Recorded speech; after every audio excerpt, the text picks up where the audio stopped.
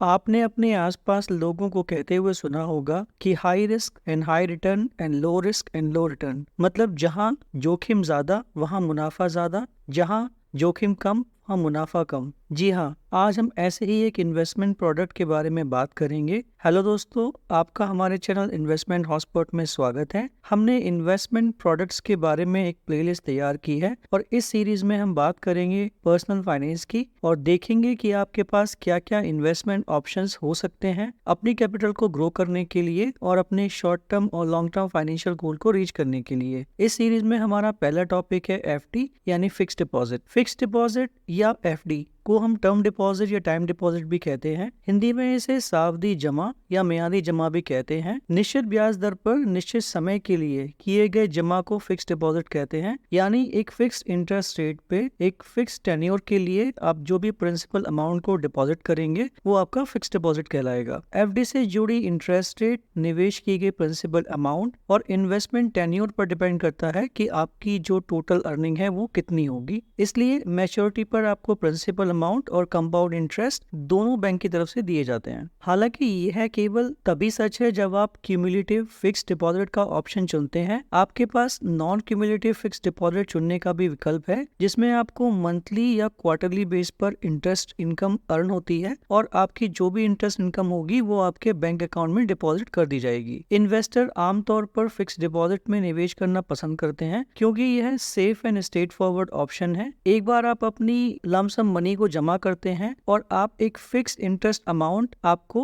Bank द्वारा दिया जाता है। फिक्स्ड डिपॉजिट पर रिटर्न इंटरेस्ट रेट में चेंजेस या मार्केट फ्लक्चुएशन से अफेक्ट नहीं करता, यानी कि आपने जो भी फिक्स्ड डिपॉजिट किया हुआ है वो एक फिक्स्ड इंटरेस्ट रेट पर आपको इंटरेस्ट अर्न मिलेगा। मार्केट से इसका कोई लेना देना नहीं है। शेयर मार्केट अप डाउन होता है तब भी आपका जो इंटरेस्ट रेट है वो सेम रहेगा, उसमें कोई चेंजेस नहीं होंगे। आपको अपनी जमा राशि पे गारंटेड रिटर्न मिलता है और आपके प्रिंसिपल अमाउंट को खोने का भी कोई रिस्क नहीं रहता। जब आप डिपॉजिट करेंगे तब आपको ये भी पता होगा कि आपका जो भी टेन्योर है उसके अकॉर्डिंग आपकी टोटल अर्निंग कितनी होगी। आप अपना फिक्स्ड डिपॉजिट किसी भी बैंक, पोस्ट ऑफिस, एनबीएफसी या हाउसिंग फाइनेंस कंपनी में ओपन करा सकते हैं। अभी करंट में जो इंटरेस्ट रेट आपको मिल रहा है वो एफडी पर अभी तक का बेस्ट ऑप्शन है। अभी आपको अप टू 9% तक का इंटरेस्ट रेट एफडी पर मिल जाएगा। मार्केट में बहुत सारे ऐप भी अवेलेबल हैं जो आपके सारे बैंक के एफडी इंटरेस्ट रेट को कंपेयर करके दिखा सकते हैं, जिससे आप अपने लिए बेस्ट ऑप्शन चूज कर सकते हैं। इंडिया के कुछ टॉप 10 बैंक हैं जो एज ऑन सितंबर 2023 आपको बेस्ट एफडी रिटर्न दे रहे हैं, जिनको हमने लिस्ट डाउन किया है और आपको यहाँ पर देख सकते हैं। बात कर लेते हैं की कंपोनेंट ऑफ फिक्स्ड डिपॉजिट, यानी कि जब आप फिक्स्ड डिपॉजिट करने जा रहे हैं तो कुछ टर्म्स आपको पता होने चाहिए या उनके बारे में आपका जानना जरूरी है, जिससे आप एक बेहतर विकल्प को चूज कर पाए। तो जो हमारे की पॉइंट है उसमें सबसे पहला पॉइंट आता है प्रिंसिपल अमाउंट। ये वो अमाउंट होता है जो आप इनिशियली बैंक को देते हैं फिक्स्ड डिपॉजिट ओपन करने के लिए। ये मिनिमम 1000 रुपए से कुछ भी हो सकता है, डिपेंड कि आप कितने अमाउंट का एफडी कराना चाहते हैं। नेक्स्ट हम बात करेंगे इंटरेस्ट रेट की। ये वो नंबर है जो बैंक डिसाइड करता है कि आपने जो प्रिंसिपल अमाउंट बैंक को दिया है उस पर कितना इंटरेस्ट आपको मिलेगा। अब हो सकता है जब आपने एफडी कराई तब इंटरेस्ट रेट सपोज की 5% था और 6 महीने के बाद में ये बढ़कर 7% हो गया, या ये माने कि जब आपने एफडी कराई तब आपका इंटरेस्ट रेट 7% था और 6 महीने के बाद ये घटकर 6.5% या 6% रह गया। दोनों ही कंडीशन में आपका इंटरेस्ट रेट सेम ही रहेगा जिस टाइम आपने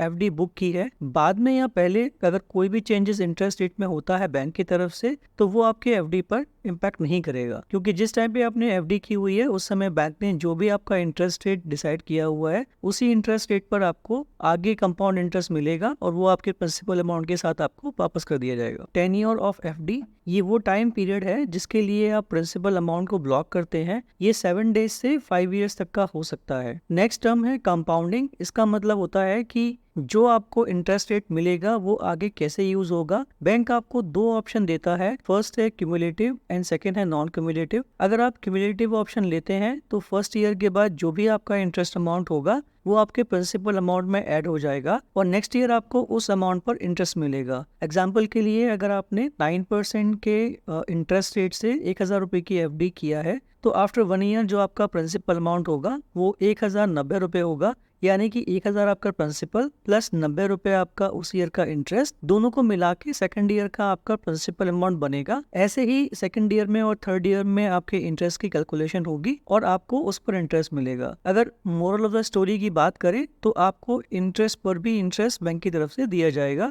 अगर आप क्यूमुलेटिव ऑप्शन ऑप्ट आउट करते हैं तो। सेकेंड ऑप्शन है नॉन क्यूमुलेटिव। इसमें आपको जो भी इंटरेस्ट बनेगा वो मंथली या क्वार्टरली आपके बैंक अकाउंट में आ जाएगा और नेक्स्ट ईयर या एवरी ईयर आपको सिर्फ आपके प्रिंसिपल अमाउंट पर ही इंटरेस्ट चार्ज बैंक करेगा। कंपाउंडिंग का एक और इम्पोर्टेंट पॉइंट ये है कि आपको मिलने वाला इंटरेस्ट किस पीरियड पर मिलेगा, जिसे बैंकिंग टर्म में क्यूमुलेटिव फ्रीक्वेंसी भी बोला जाता है। अगर ये फ्रीक्वेंसी ज्यादा है तो आपको इंटरेस्ट रेट ज्यादा मिलेगा। जैसे कि अगर बात करें कि अगर आपकी बैंक या आपका कोई भी एनबीएफसी पार्टनर अगर आपको मंथली इंटरेस्ट ऐड कर रहा है या क्वार्टरली इंटरेस्ट ऐड कर रहा है या हाफ ईयरली इंटरेस्ट ऐड कर रहा है, तो उसके अकॉर्डिंग आपका जो टोटल कंपाउंडिंग इंटरेस्ट रहेगा वो ज्यादा हो जाएगा। तो ये भी आपको देखना होगा कि आपका जो भी जहाँ पे भी आप एफडी करा रहे हैं उनकी जो क्यूमुलेटिव फ्रीक्वेंसी है वो क्या है, वो आपको क्वार्टरली दे रहे हैं या हाफ ईयरली दे रहे हैं या ईयरली दे रहे हैं। नेक्स्ट टर्म है मैच्योरिटी अमाउंट। ये वो अमाउंट है जो आपको आपकी एफडी टर्म पूरा होने के बाद मिलेगी। अब ये डिपेंड करता है कि आपका प्रिंसिपल अमाउंट कितना था, उसका टेन्योर कितना था, इंटरेस्ट रेट क्या था एंड कंपाउंडिंग फ्रीक्वेंसी क्या थी। इस अमाउंट को आप एफडी कराने के टाइम पर भी कैलकुलेट कर सकते हैं कि जब आपकी मैच्योरिटी पूरी हो जाएगी तब आपको कितना अमाउंट मिलेगा। लास्ट टर्म है विड्रॉल पेनल्टी। इस टर्म से आपको ये पता चलता है कि किसी भी रीजन से अगर आपने अपनी एफडी को मैच्योर होने से पहले ही तोड़ दिया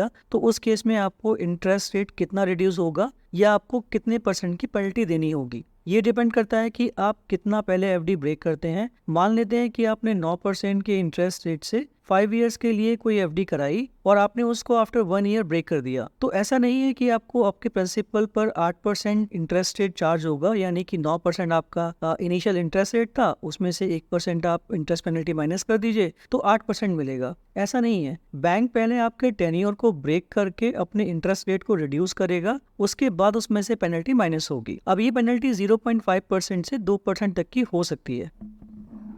अब बात करते हैं फीचर्स ऑफ फिक्स डिपॉजिट, यानी लोग फिक्स डिपॉजिट कराना क्यों पसंद करते हैं, उसके क्या रीजन है। तो जैसा कि सबसे पहला पॉइंट हमारा आता है कि ये एक सिक्योर इन्वेस्टमेंट है। हम पहले भी आपको बता चुके हैं कि ये एक सेफ इन्वेस्टमेंट प्रोडक्ट है और इसमें आपके रिटर्न जो है हमेशा गारंटेड होते हैं। आपका प्रिंसिपल और आपका इंटरेस्ट दोनों ही सिक्योर होते हैं और उसमें कोई रिस्क नहीं होता। दूसरा इसका बेनिफिट है रेट ऑफ इंटरेस्ट। तो एफडी पर आपको ठीक ठाक इंटरेस्ट रेट भी मिल जाता है। ये इंटरेस्ट कम ज्यादा भी हो सकता है, डिपेंड करता है कि आपके प्रिंसिपल अमाउंट कितना है और उसका टेन्योर आपने कितना लिया हुआ है, मतलब कितने लंबे समय के लिए आप अपना एफडी कराना चाहते हैं। नेक्स्ट हम बात करेंगे फ्लेक्सिबल टेन्योर एंड रिन्यूअल की। तो एफडी में आपको फ्लेक्सिबल टेन्योर या रिन्यूअल भी मिल जाता है। इसको आप मिनिमम 7 डेज से 5 इयर्स तक ले सकते हैं। इवन आप ऑटो रिन्यूअल भी करा सकते हैं, जिससे आपकी एफडी मैच्योर होने के बाद फिर से रीइन्वेस्ट हो जाएगी। नेक्स्ट बात करते हैं टैक्स डिडक्शन की। कुछ एफडी आपको इनकम टैक्स सेक्शन 80C के अंदर टैक्स रिबेट भी देती हैं, लेकिन उसका lock in period minimum 5 years होता है। तो जब भी आप कुछ ऐसी एफडी का ऑप्शन ऑप्ट आउट कर रहे हैं तो आप अपने बैंक को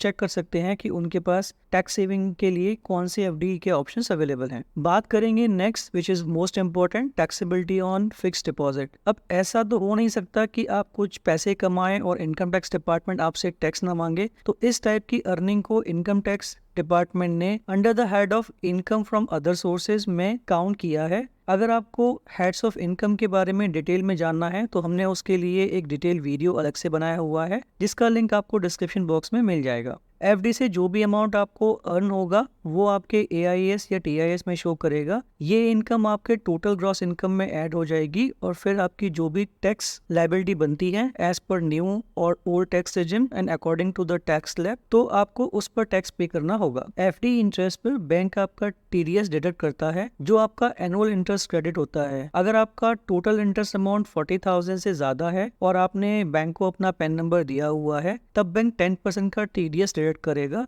इसकी लिमिट 50,000 भी हो सकती है। अगर आप सीनियर सिटीजन हैं तो जो 40,000 की लिमिट थी वो 50,000 की हो जाएगी और उस पर आपका 10% का TDS बैंक चार्ज करेगा। अगर आपने बैंक को पैन नंबर नहीं दिया है तो बैंक आपका 20% तक TDS जो है वो काट सकता है। आपको ये भी ध्यान देना होगा कि ये TDS आपको हर साल फाइनेंशियल ईयर के एंड पर कटेगा, मतलब देना होगा। अब अगर आपने 3 साल की FD कराई है तो बैंक हर फाइनेंशियल ईयर में आपका 10% का TDS डिडक्ट कर लेगा और जो भी आपका पैन नंबर आपने दिया हुआ है वो उसके अगेंस्ट में डिपॉजिट हो जाएगा। आप फॉर्म 15G एंड 15H भी भरकर अपने बैंक को दे सकते हैं अगर आपकी कोई टैक्सेबल इनकम नहीं बनती है या आप इनकम टैक्स स्लैब के हिसाब से उतना अर्न नहीं करते हैं कि आपको टैक्स पे करना पड़े। तब बैंक आपका TDS डिडक्ट नहीं करेगा, लेकिन ये फॉर्म आपको हर फाइनेंशियल ईयर में देना होगा। अगर किसी रीजन से आपने फॉर्म सबमिट नहीं किया है तो बैंक आपका TDS काट लेगा और फिर वो आपके पैन नंबर के अगेंस्ट में चला जाएगा। उसके लिए आपको फिर RTR फाइल करके अपना TDS इनकम टैक्स डिपार्टमेंट से वापस क्लेम करना होगा।